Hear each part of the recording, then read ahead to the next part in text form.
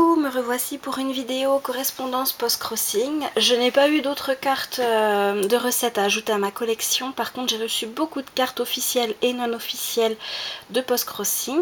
Je reviens, donc je vous ai remis la petite carte que je vous ai montrée la dernière fois qui venait de Chine. Parce que j'ai eu, je vous avais dit que je revenais vers vous si j'avais les significations de ce qu'il y avait écrit là à côté. Et sur le groupe post-crossing francophone, il y a quelqu'un qui m'a répondu gentiment, je la remercie. Donc sur la première ligne, il y a indiqué Bouddha en cuivre doré. Sur la deuxième ligne, elle me disait que c'était noté pendant la fin de la dynastie Ming et le début de la dynastie Qing. Et la phrase en bas décrit l'apparence de la statue. Voilà, je vous avais promis que je vous redirais, donc c'est chose faite.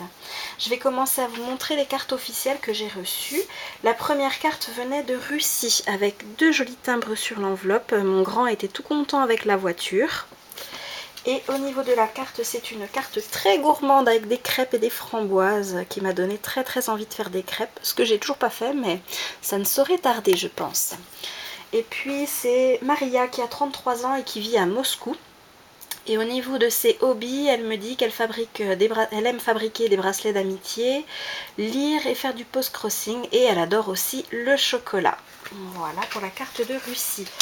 Ensuite, c'est une carte, je les prends pas nécessairement dans l'ordre, hein. C'est une carte qui vient des USA avec pareil deux super timbres. Mon grand était content avec Batman et puis un beau papillon. Et ensuite, c'est une carte qui correspond pas tellement à mes goûts. Voilà, New York City avec deux enfants. Et il me marque quoi? Donc c'est Matt.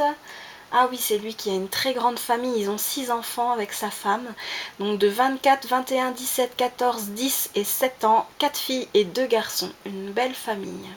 Voilà. Ensuite, c'est une carte qui vient d'Allemagne, donc pareil, qui correspond pas du tout à mes goûts, avec de la vieille vaisselle comme ça. Et puis, donc elle me marque rien de particulier, par contre j'ai bien aimé parce qu'elle a collé plein, donc il y a son timbre d'oblitération en haut et elle m'a collé plusieurs timbres, donc Australie. Celui-ci je pense que c'est un autocollant plutôt.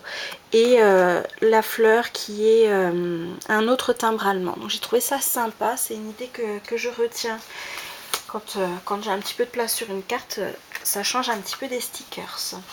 Ensuite, une autre carte d'Allemagne qui m'est envoyée par Heika.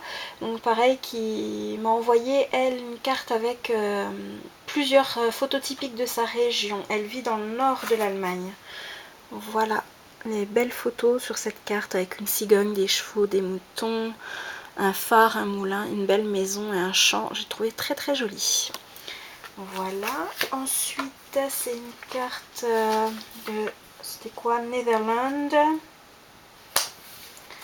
Et puis, oui, donc il a choisi un Dreamcatcher, un attrape-rêve, parce que je l'avais noté dans mes goûts. J'ai du mal à trouver mes mots. Donc voilà, et j'ai trouvé ça chouette parce que c'est une carte qui est possible de colorier. Elle a été un petit peu abîmée du coup en passant dans les machines, mais j'ai retrouvé l'image sur internet en fait, parce qu'en haut il y a marqué donc Jots, la marque des cartes, et du coup je vais me l'imprimer. Je pense le colorier, vous pourrez certainement le voir sur le blog. Et voici le timbre. Voilà, donc il me parle juste en fait par rapport aux attrape-rêves. Ensuite, c'était une carte, la dernière reçue, celle-là de Biélorussie, de Dashka, qui vit à Minsk en Biélorussie. Et puis elle est déjà venue 3 fois en France, à chaque fois à Paris, et elle rêve de découvrir d'autres régions de ce beau pays. Voilà, et elle espère que cette carte me plaira. C'est une illustration d'un cupcake avec des grains de café, des fleurs de badiane. J'ai hésité, voilà, à savoir si c'était une illustration, si c'était une photo. C'est vraiment très réaliste, je trouve. Et elle m'a aussi mis un joli timbre. Oh, j'ai du mal avec ma main. Voilà. Voilà pour les cartes officielles post-crossing. Et je vais vous montrer maintenant les cartes non officielles. Donc la première, il y a encore de Cécile Batibat. Elle avait organisé un petit jeu. En fait, les 5 premiers à laisser un commentaire sous son post allaient recevoir une carte. Et du coup, elle m'en a envoyé une très jolie avec une photo de Angeles, avec des bébés qui sont entourés de pelotes de laine. J'ai trouvé très jolie. Et là, j'en profite pour faire un petit coucou à Béné et à Nini, parce que j'ai pensé à vous en voyant cette carte avec toutes ces pelotes de laine.